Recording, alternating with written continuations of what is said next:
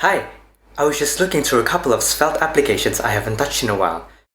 I don't know about you, but I can't even remember what I had for dinner yesterday, let alone a codebase I haven't touched in a month or so. And that's just a small website or hobby project. I think we can all agree that it would be really nice if we can somehow find a way to help us visualize the applications that we're working on. Imagine not having to build the mental model from scratch every time.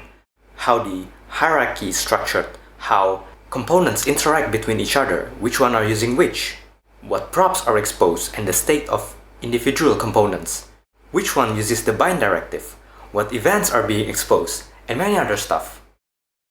Well, we don't need to, because that's exactly what Svelte Devtools are built for. Let's start off by getting the extension from the Chrome Web Store, which we can do by searching for it here, or clicking the link on the GitHub repository, which will take you to this page, where you can add the extension to your browser. Just click on the Add extension, and there we go!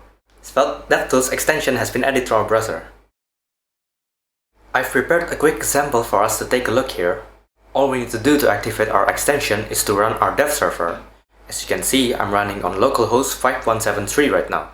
Next, we'll just need to open up our DevTools, and we can see that there's a new Svelte panel at the toolbar.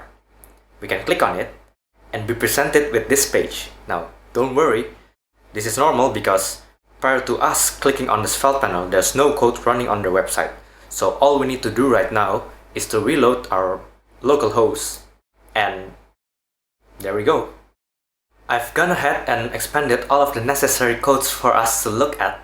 We can see at the right section there's the props, events, and state for the components that we've selected, and for the HTML elements we can see the attributes and events. We can navigate through our application using the keyboard arrow keys or using the mouse button.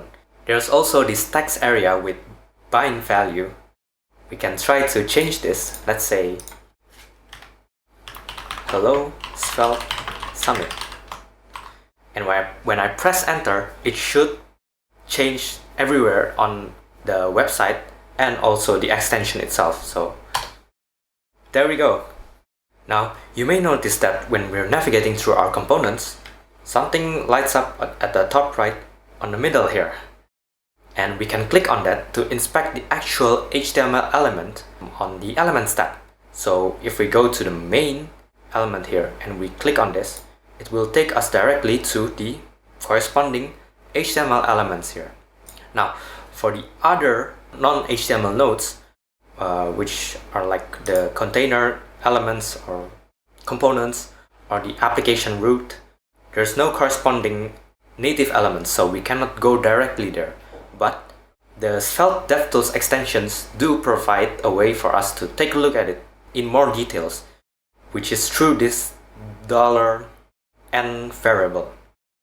We can open up our console by clicking escape, and we can type in the $n and see what this actually is.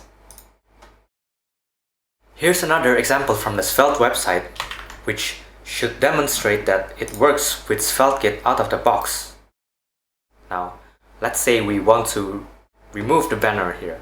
Now there's this shell with the banner bottom height props, I can try to reset this to 0 and it should be gone. And there we go, it's as simple as that. There's a lot more to come for our browser extension now that it's out. There's still a lot of things to polish and definitely many to improve, like Firefox support, code profiling, and possibly some performance optimizations. So please, if you have any ideas or suggestions, leave them down in the issues page and I'll make sure to check them out. I really hope you're as excited as we are for Svelte Devtools and the future of Svelte. Enjoy the rest of the summit. I'm Igna, signing out.